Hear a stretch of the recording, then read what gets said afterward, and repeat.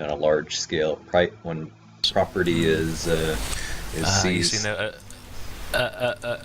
a socialist would say, yes, but that's just state capitalism. That's not real socialism.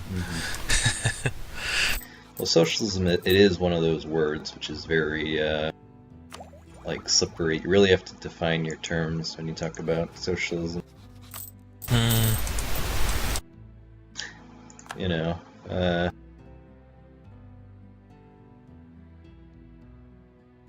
everybody's mixed. It's all like part socialist, part free market these days. Anyway.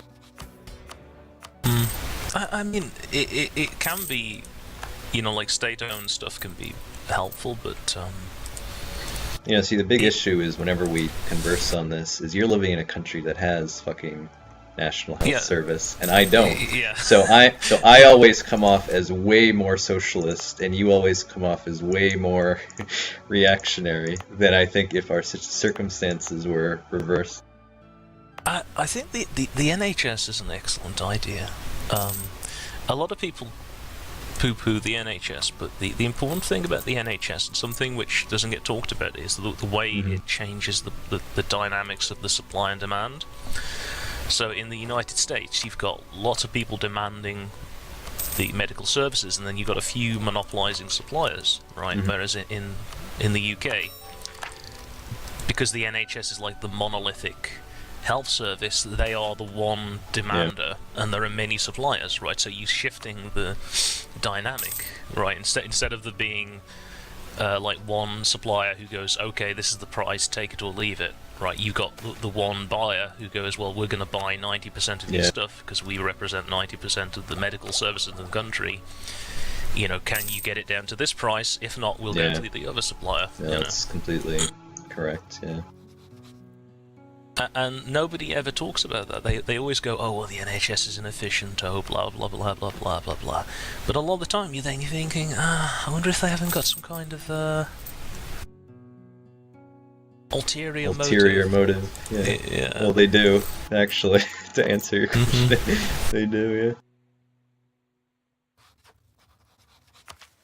No, I'm very disappointed by our politics and the politics of healthcare here.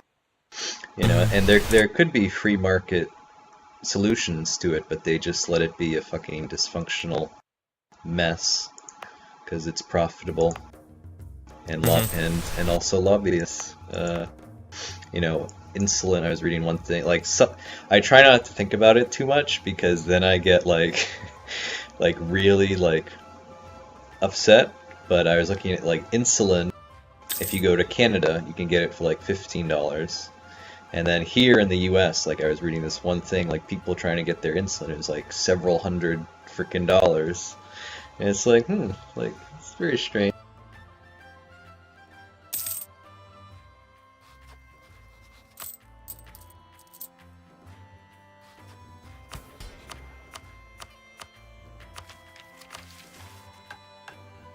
Well, the IRATs actually have a fort over here. Not a cap fort, either, an actual fort. Oh my god, a 313. Are you fucking kidding me? These are the worst fucking monarchs I have ever had playing this game. They're fucking awful. Holy shit.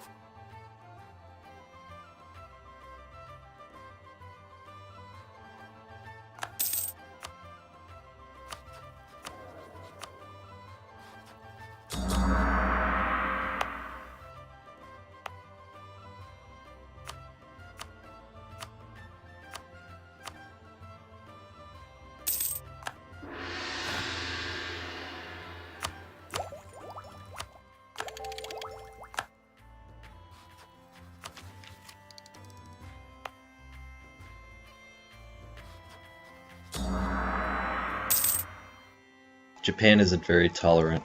No.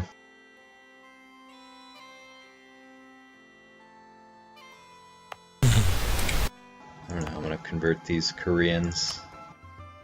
I'll start with this little island in the bottom for now.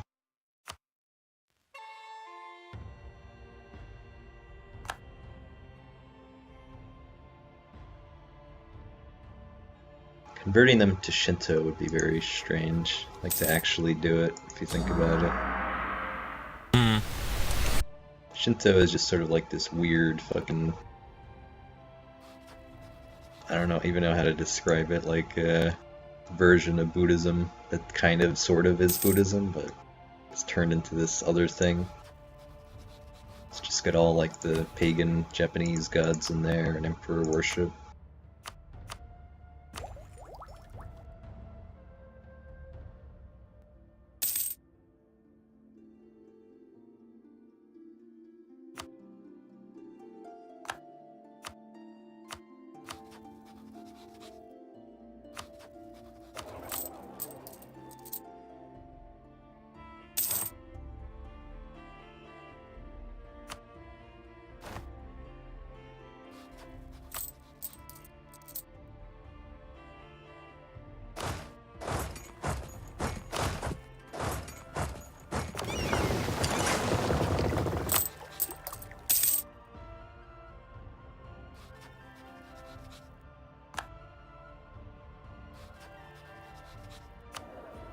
I'm like, oh, where's the Oirat army?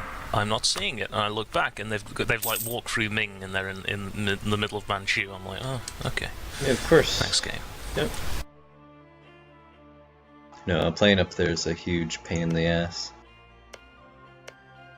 You know, your cavalry costs a shit ton of money, which you don't have. That's most of your army. You've these giant, huge provinces that are all open to walk into. You know, they just fucking ignore all the forts and shit, which is typical AI behavior, because why should they have to follow the rules? That would be ridiculous.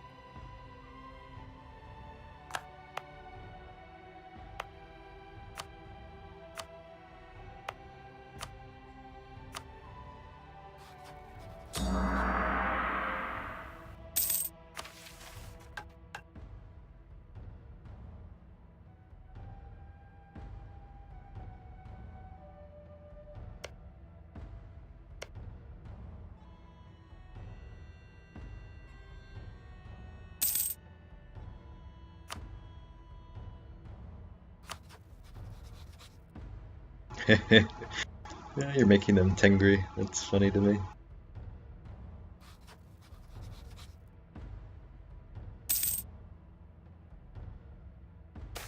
Why is that funny? I don't know, just Tengri missionaries just makes me laugh. Oh, great, and they kill my Khan in that battle. Lovely. That's wonderful. Now the turret rules. Battle I handily won, but hang on, let me just pause this so I can actually make this piece without having to worry about chasing shit everywhere. Hang on.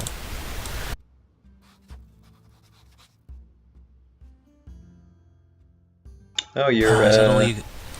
yeah, you're not the whatever it is, the Gyoro dynasty, whatever the fuck it's called. like the historical Manchus. You're a new one now.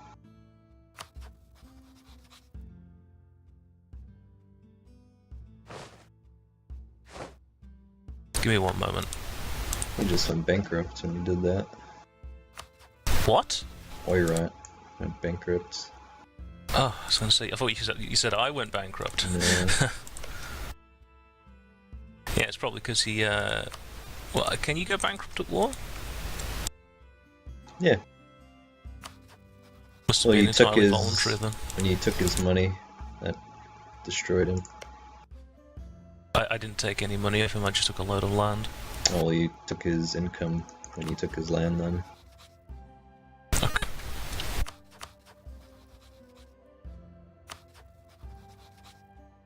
I'm going to unpause it now. Well, Russia hasn't formed, so he doesn't get a thingy until he forms. So if you're lucky here, it may not be able to do it. Oh, Poland, Lithuania isn't a union. That's quite weak.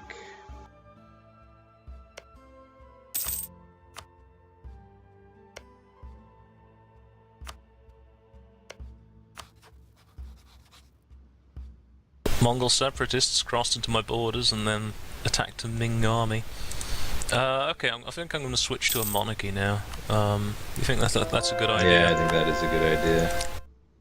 That's what I would do. I wouldn't want to deal with that fucking horde unity shit. Oh, would you pillage the provinces before you did it? Make sure you do that. Yeah. I did that, yeah. Makes it a lot easier to integrate. So which one of these? Autocracy? Oh, because you get different things now that you're in the EU. Oh, yeah. You're Chinese, right? So, I roleplayed and went autocracy. If you do plutocracy, which is kind of meh, you get an extra merchant. But you can do the trade efficiency one for your second if you have that, which is kind of okay. But probably the best one is the manpower one, so for the second, 15% manpower.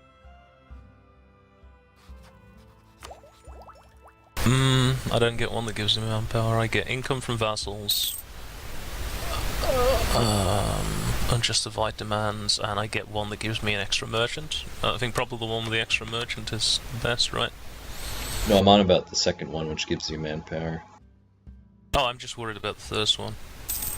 Yeah, well, so autocracy, yeah, like when you end a war, I guess, like when we conquered Korea, for example. Yeah, see, I never pay attention to it, to be honest, so I've never done the math, but like when we conquer each of those Korean provinces, it costs me like diplo power. So that like saves 10% of that, I guess, as autocracy, but I don't know. I never really pay attention to it. The merchant stuff, I did that as Korea, and that came out pretty okay too.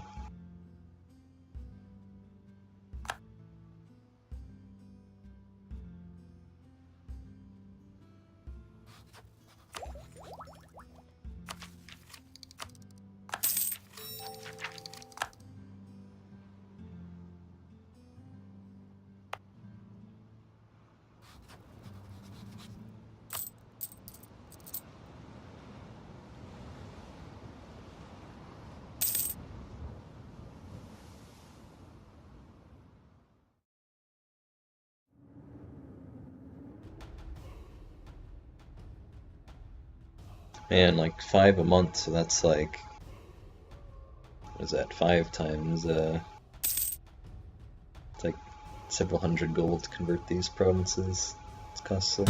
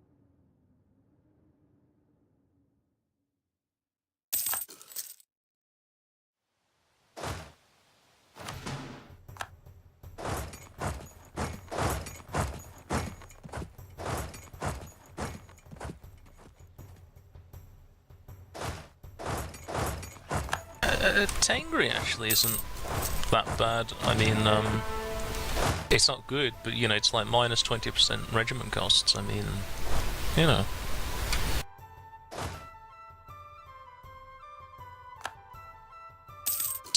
That's not a small discount.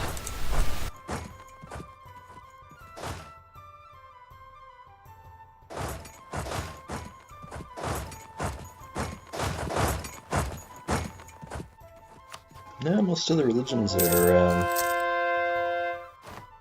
good in some way or other.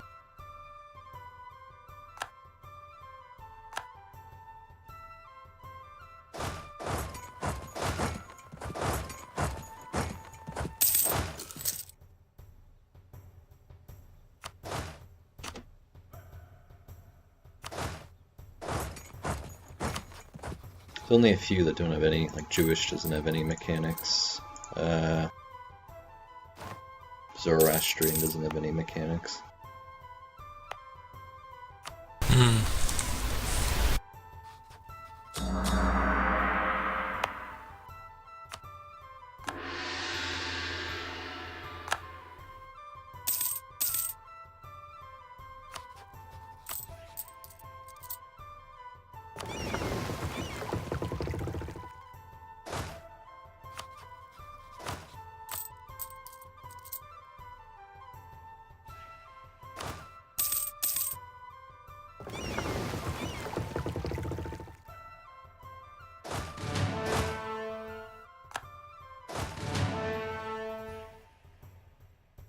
Yeah, Shogal's playing that undead faction in that Dominions 5 game, and normally everyone gangs up against them because they are so dangerous. But in this game, everyone's kind of like, oh, no, Ermor's great, we'll leave Ermor alone. Yeah, and then the people are also like they're going toward like their regular neighbours to the side of Ermor, and then they're enlisting Ermor's help to help them beat their neighbours. And I'm just like, guys, this is going to backfire. Stop it. you gotta fight Ermor. As the undead, he like snowballs whenever people die. Is that how it works?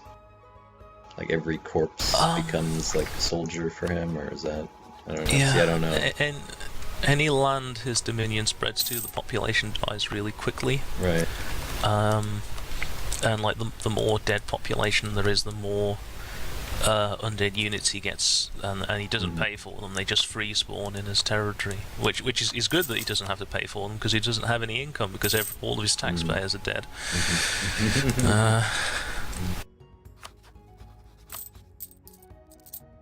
It's one way to build a civilization, in quotation marks. That's what what's his face said, wasn't it? I forget the name of the historian. Was it Tacitus? He said, "Oh, they make a desert and call it peace." That's a good one. Right. Which is funny because Ermor is actually Rome backwards with an extra letter, which is the whole point of the faction. Oh, that's clever. Yeah. You see, because they had in the early age, they had a prophet who lived just before the early age, and he taught them all about this nice new religion with one god. And they misunderstood his message. You see, and the proconsul of the province had the prophet put to death, and all of Ermor's like, oh no, he promised us eternal life, and we were going to live forever, and now we've killed him. And then they get really sad, and they get so sad they spiral into like a depression cycle. My hair's really good. They go into like a lung depression cycle, and they're like, oh, we killed the prophet, and then they eventually find a way to bring the prophet back, and it turns out he did promise him eternal life, but it's as the undead.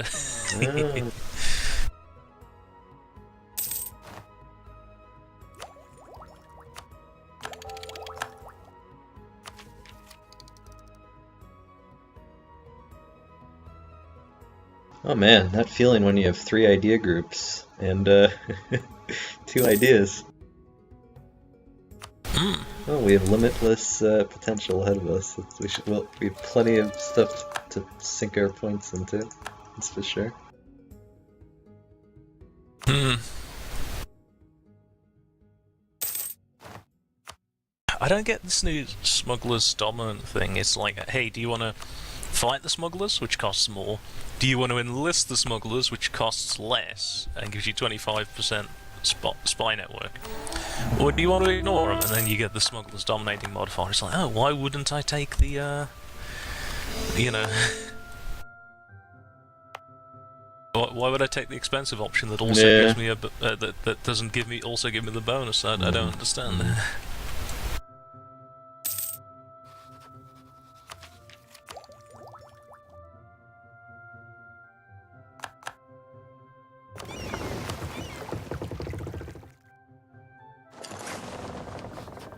Oh yeah, also when you're up here in Asia, the way your units retreat all the way to the opposite end of the continent. Yeah, isn't that great? Yeah. I love that. It's my favorite thing about this game.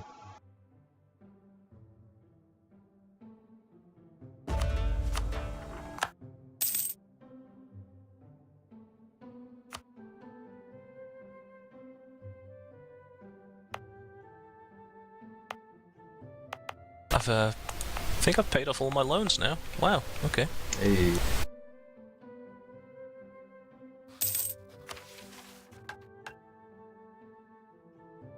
Time to make even more debt. Right, that's it. Push. Gotta spend your way out of a depression. A recession, rather.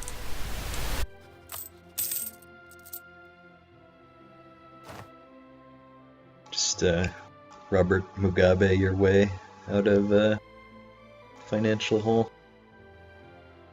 Oh yeah, heads that way. You just keep spending, keep printing the money, printing spend money. it. Yeah. He is still the president of Zimbabwe, isn't he? No, he was ousted in a coup. Oh, he was. But I think so. I mean, like, they didn't kill him or exile him or anything. Still they just, alive. I don't know where he is. Yeah, I haven't found the him. generals just got him to stand in front of a camera and say, yeah, okay, I give up. Right. Well, he ruled the country for fucking ton of years. Oh, you Russia probably formed. know more about it than I do. Oh, it did, yeah. Yeah, and he has a little corridor in the north to go around Sibir with. Yeah, that's not a good thing, no. It's not a good thing. I'm gonna revoke my claim on Sakhalin.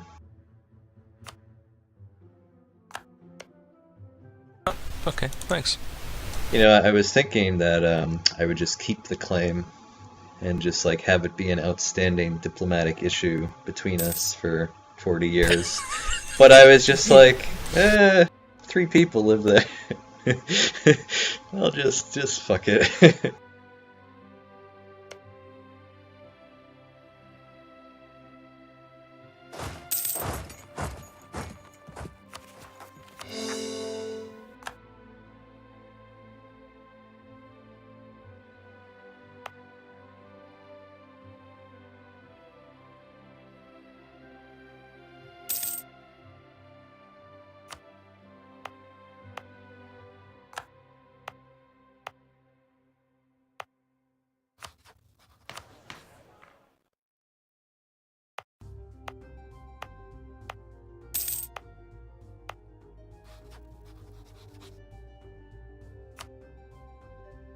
Yeah, and they don't pay for those Siberian frontiers, so they just get. Yeah, they're free. Yeah. They're basically free colonies.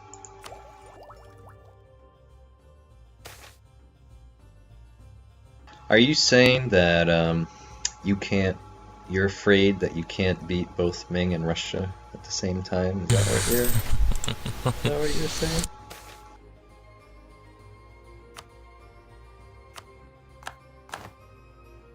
Oh, another fucking thing that I don't have.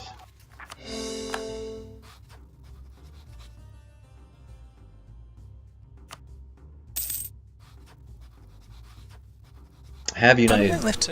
I have United Japan though at this point, so in theory, I should be I should be getting fucking monarch points now, so I'm not coring shit constantly. Sorry, what were you saying? I said I don't think Russia has actually taken anything off Lithuania. Chernigov has become independent, but I think that's through a rebellion because Lithuania doesn't have any outstanding cores on Russia. So I guess they'd start with everything, don't they, Muscovy? Or rather, they do after they've taken Novgorod. They get like a choice, I think. Yeah, they have to annex Novgorod. They need some of the border provinces, I'm pretty sure, but they do get a choice. They need to annex. I know that they need Novgorod. They need another province from Novgorod, like in the north. Then they get a choice between like Ryazan or one of those little guys that's independent. And then I thought they needed one border province in that Lithuania starts with, so I'm not sure about that. And apparently not, because they Sweden even owns a big chunk Yeah, of they do, ex-Novgorod, and they're still able to form Russia. Yeah. Oh well, I'll just have to fight them, won't I?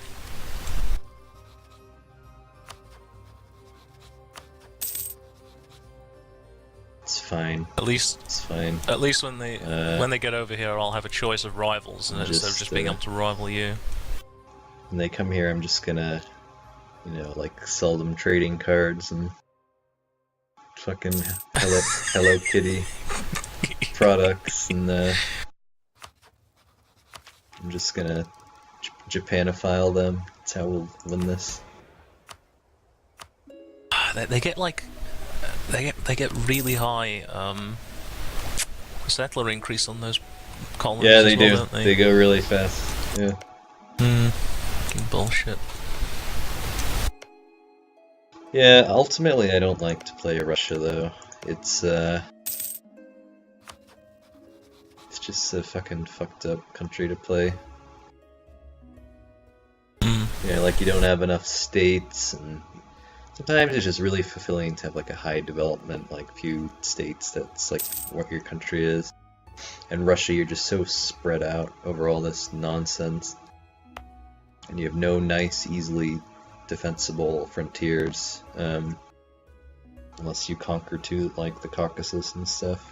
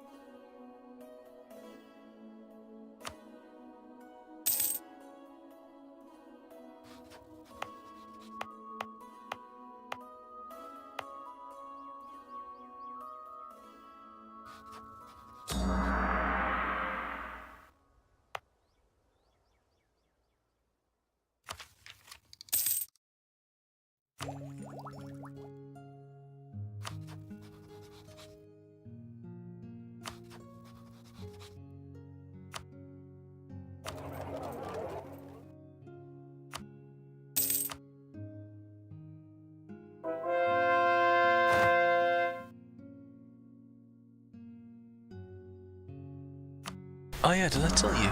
There was a fire at my workplace last night. Oh yeah. Yeah, one of the wagons on one of the bay doors caught fire. And yeah, we were all just standing in the marshalling area, like working, and there's just smoke coming out the bay door, and we're just like, oh, what's that? Never mind, just carry on. Stiff upper lip. The motor on the tail lift of one of the wagons like short-circuited and caught fire. Mm-hmm.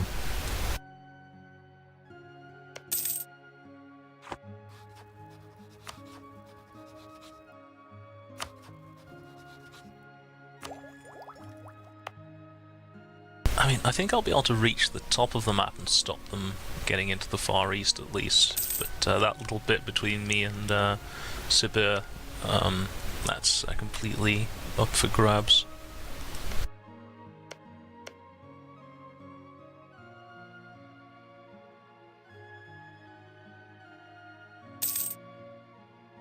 Yeah, those are very strong.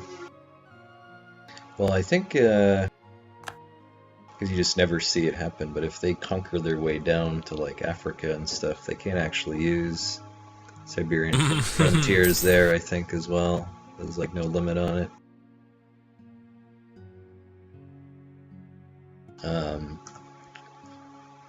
Yeah, can they do it in Alaska? I don't know. I'm trying to think, because I don't think I've ever gone that far. I know that it's popular to make a custom nation in North America and give it the Siberian frontiers ambition, and then just colonize the whole of North America essentially for free. Right. Yeah, they must not get Alaska then. Maybe it needs a land connection to your capital. Yeah, I think that's what it is, yeah. I see. What you do then is you colonize a single province in Alaska normally, move your capital there, and then colonize North America from there. Kind of gamey shit people always do. And they ruin the mechanics for the rest of us. And they have to, like, change it to prevent people. Well, that dude who, like, always, like, broke the game, he, like, works for Paradox now. I forget his name. You know, he was, like, one of the crazy guys. He, like, conquered the world in EU3 as, like, Ryukyu, and, like, posted it on the forum.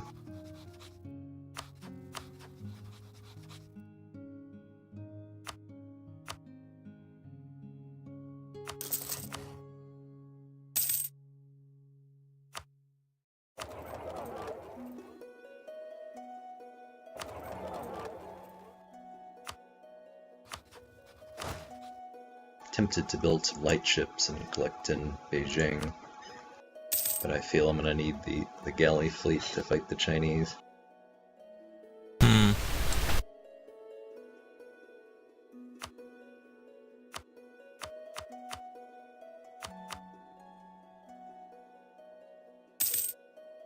Yeah, Bing only has 64 force limit for ships.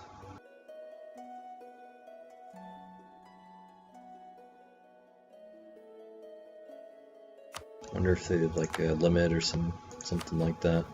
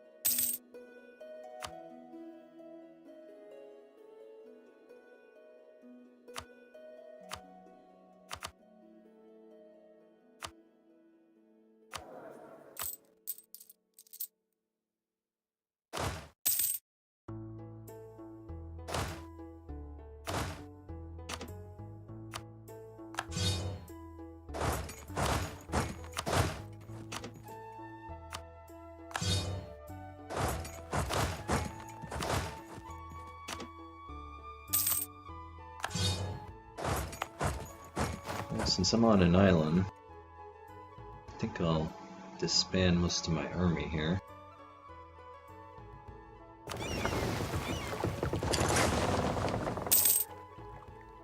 Save a bit of money that way.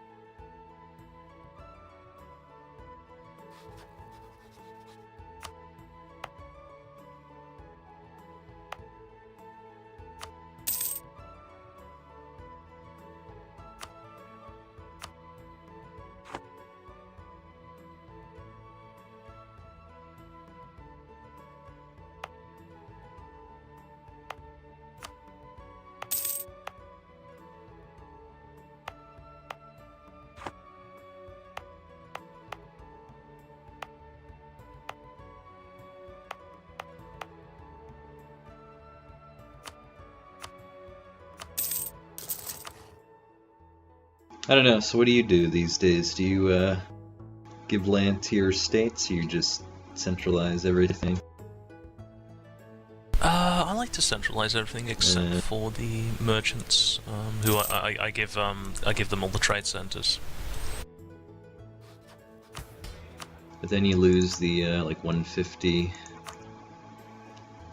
point thing, and What's that? like when you take 150 points from them, and then you lose the half off advisor. If they're over 80, you lose the half off one, which is great. Well, you need to make the call, don't you, between... No, I guess you're right, actually. Well, what I would do then is I would designate states, and I'd say, right, this state is going to be a noble state, right, and I'd give it all to nobility, and then I'd pump up the manpower as high as I could, and then I'd give it the state edict, which increases the manpower again. That's the way I would sort it then, and I would alternate between states that were noble states and states that were clergy states, which had their tax pumped up. If I had to give states out. So I'm just looking at the map of Japan right now on autonomy mode, and I've given out a shit ton of the land, and I'm nowhere close to the influence needed for like the clergy button, the half off clergyman.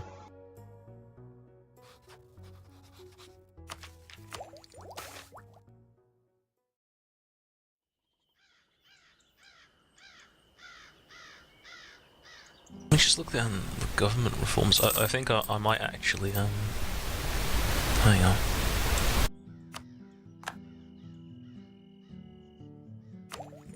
I think I'm going to take the Parliament. No, maybe not actually, because the other one gives you more absolutism, which is great.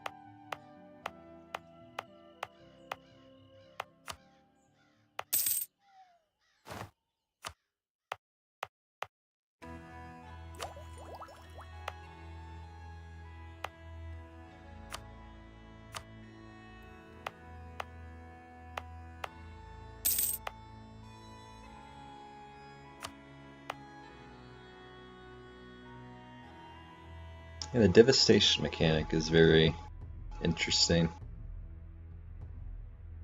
You know, because it would be really discouraging to people if, like, you know, if a province is occupied in war, if like the population permanently like went down. So instead, Yeah, they have this. you'd not want to. Yeah, wouldn't want to play the game. So they You'd be do like, it. oh, there's a reason to try and get out of this war instead of, you know, Well, it would be sitting with a province interesting. that's slowly becoming useless. Yeah, it would be interesting if they changed it and made it permanently damaged by devastation. But instead they do it in this system where it just like penalizes your goods produced. You know, it's actually pretty harsh. You have to wait quite a long time. But then eventually it goes back to where it was before.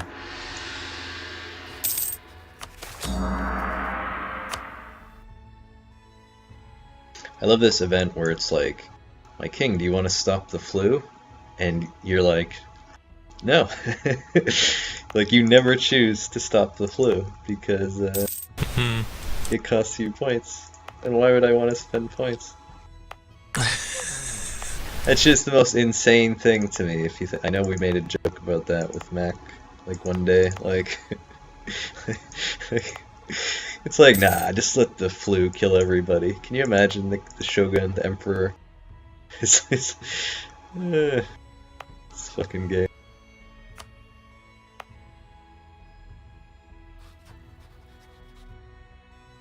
Oh, Russia's declared war on Siberia. They're coming. They're coming. Oh, They're coming. It's alright, you're allied with me. We'll be fine. Russian crusade against Siberia. Everything's fine. They've got the religious ideas. Oh god, they've got the religious ideas.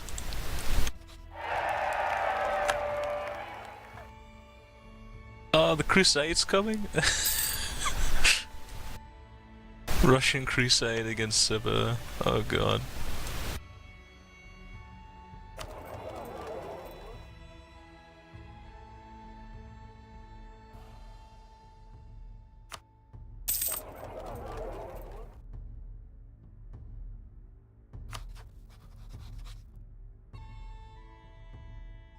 Yeah, I don't remember if I put Lucky on or not. I think I left it on. So yeah. Are you developing a printing press? I've hoarded a bunch of points. I'm sure it's not enough, but Oh, it popped up in Bohemia this time. I'm debating where I should put it. So Musashi is Tokyo, but Yep. it's got fish, which is horrible.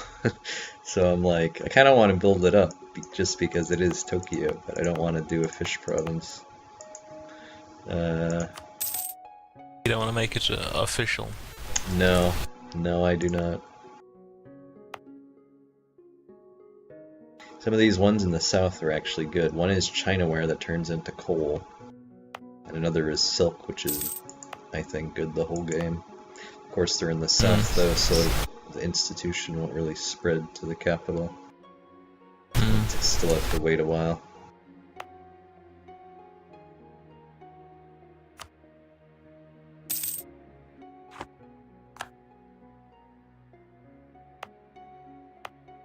Yeah, I think I might do this Chinaware coal one.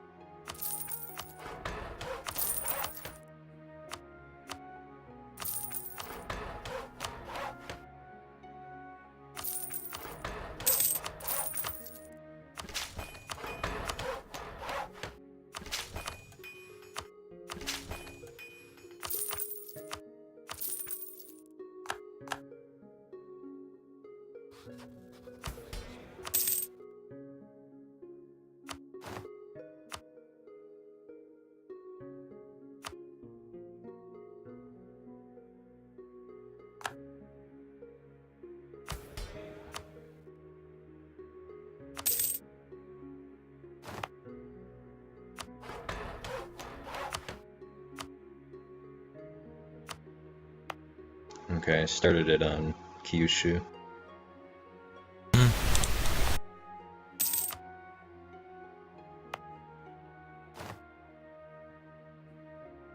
treaty in China wearing out. It's neat.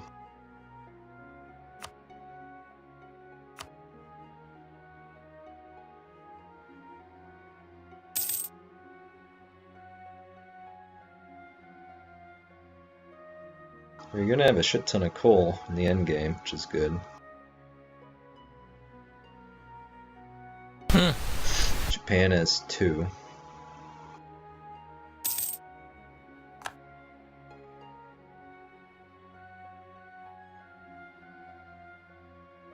Yeah, you're gonna have 7 or 8, which is nice.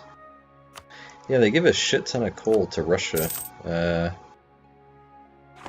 You're in that game where Shoggy was Russia, right? Is that the one? He had like 26 coal or something preposterous?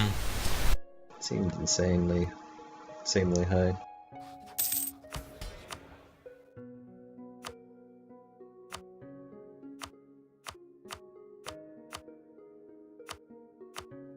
Well, I mean, he did conquer China as well. China's got like 4 coal. Yeah. Right. Yeah. I've got 4 coal, like almost within my borders here. 5 coal. I mean, so that's. Manchuria definitely should have at least like 2.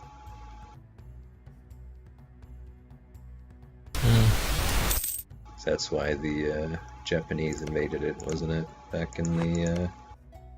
I think they invaded it because they. I think they invaded it because they could, Manchester. Well, no, they wanted the industrial, like, output of it. Well, yeah, but I mean, I think the reason they invaded it was because they could.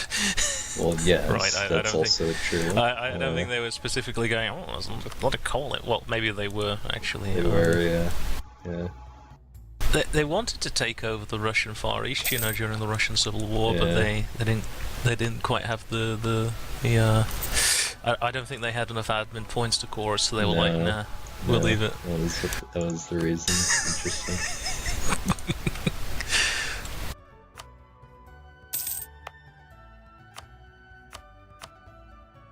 Yeah, I was reading about like Teddy Roosevelt and like the Japanese, and you know, we always have the romantic image in our heads of like the Bushido and like their noble warriors and stuff, but I was reading like this historian talking about like the way they conducted themselves in like the Sino-Japanese war and like in the war with the Russians, and pretty much consistently they acted like a bunch of fucking brutal savages that did not honor the rules of war, and it was only under international pressure, like during World War I, like mostly American pressure, that they actually behaved themselves. But they were pretty cruel and rapacious otherwise.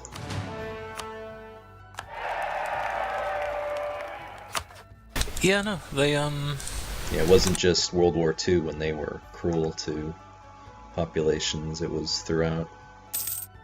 Which is kind of a bummer, because you want to like think in your head like, oh, the Japanese, they were, but not so much according to this guy. Russia's already got permanent claims on me. Interesting. Oh, nice.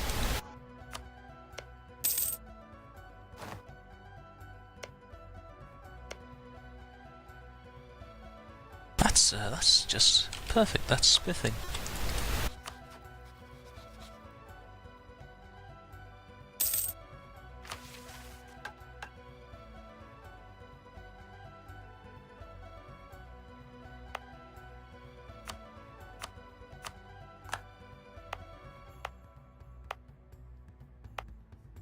So I didn't go for one stab this whole time, you know, because it was constant war, and I didn't really have the spare admin points. But I should be able to get prosperity everywhere now at this stage. You know, except in Korea.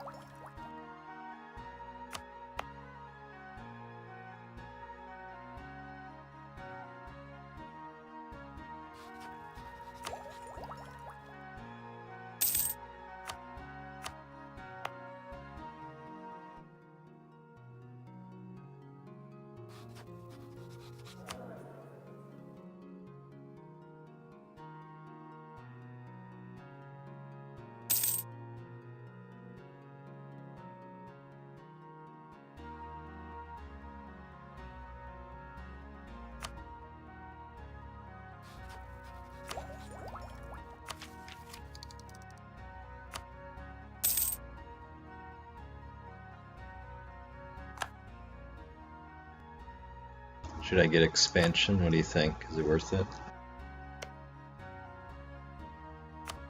It depends. I mean, do you need to colonize anything? Like, you colonize Well, Taiwan and... yeah, that's the issue. It's not a whole lot. And then I'm not a European, so I don't get trade, whatever it is, companies for like wrong religion and shit. Yeah, so like as a European, you could just, doesn't matter what fucking religion they are, just stick them in a trade company. Yeah, I guess I could go Taiwan, Philippines, Indonesia. There is a lot of money in Indonesia, but it's a huge pain in the ass to convert everything.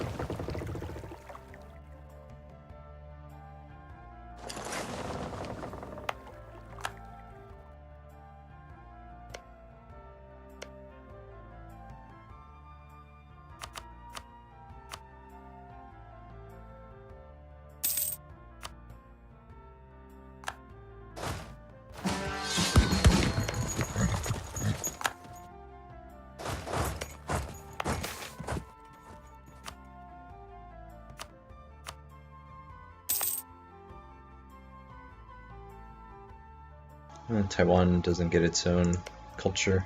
It's like in the Malay group.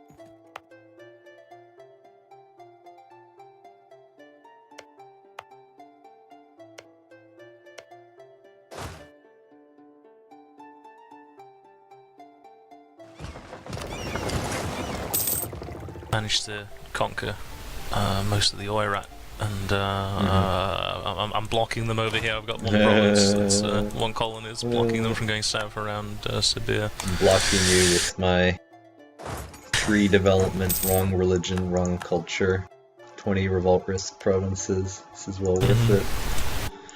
It's not fun to be a horde.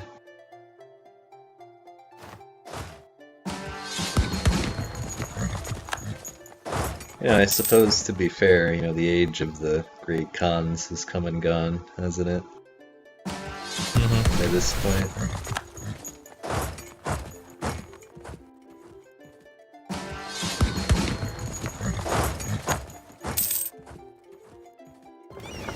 You a Khan or a can't? Can I just pause this for a minute? I need to... I'll be back in a few minutes.